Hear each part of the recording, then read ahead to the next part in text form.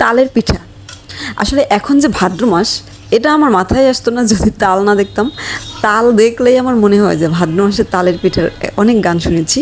তো যাই হোক, তাল দিয়ে অনেক রকম পিঠা বানানো যায়। তো আজকে আমি একটা সহজ পদ্ধতিতে তালের পিঠা বানাবো, তালের বড়া বানাবো। এটা খুবই ইজিলি।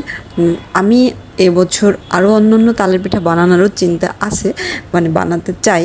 তো যাই হোক, চলুন আমার সহজ পদ্ধতিতে তালের বড়া বানানোর রেসিপিটি আমরা শেয়ার করি। আমি হচ্ছে গিয়া আমার মানে এরকম আর কারোর সাথে হয় কিনা আমি জানি না, আমার ভিডিও স্কিপ হয়ে গিয়েছে। মানে আমার ভিডিও মানে অন করতে ভুলে গিয়েছিলাম। এরই মধ্যে আমি আমার সব উপকরণ দেওয়া হয়েও আমি এখানে 1 কাপ গুঁড়ো দুধ দিয়েছি, 1.5 কাপ চিনি দিয়েছি, আর গোটা জিরা দিয়েছি, তারপরে লবণ দিয়েছি পরিমাণ মতো, একটা ডিম দিয়েছি, আর তাল দিয়েছি। এইবার হচ্ছে আমি সবগুলোকে মিক্সড করে নিয়েছি। আমার চিনি একটু কম হয়েছে, আমি আরও একটু চিনি অ্যাড করে নিলাম।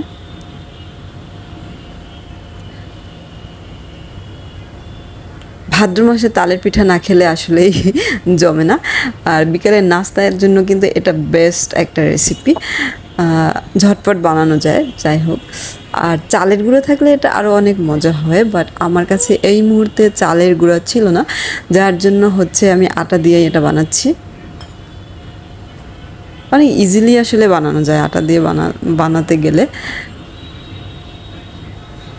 তো সাথে থাকুন, দেখুন আমার তালের বড়া। এই যে হচ্ছে আমি বড়াগুলো দিয়ে দেবো এক এক করে। আমি এখানে কোনো রকম বেকিং পাউডার বা বেকিং সোডা ইউজ করিনি। আর হচ্ছে তালটা ফ্রেশ তাল নিয়েছি।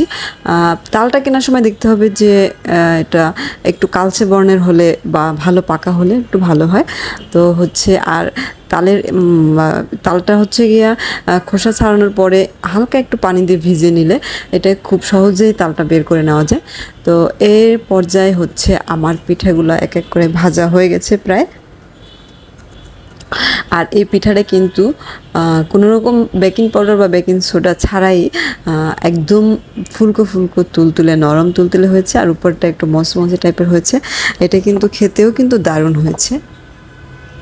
তো এইভাবে হচ্ছে আমি এক এক করে আমার সবগুলো পিঠা ভেজে নেব। আর হ্যাঁ, যারা ভালো রান্নাবান্না জানেন তাদের জন্য আমার ভিডিওটি না, যারা নতুন রান্নাবান্না জানেন তাদের জন্য আমার ভিডিওটি। আমি বিকেলের নাস্তায় আমার মানে কাছে এটা খুবই ভালো লেগেছে, তাই আমি সবার সাথে শেয়ার করলাম। তো এই যে দেখেন আমার পিঠাগুলো কত সুন্দর ফুলকো ফুলকো মিষ্টির মতো হয়েছে। Thank you so much. আল্লাহ হাফিজ, বাই বাই, টাটা।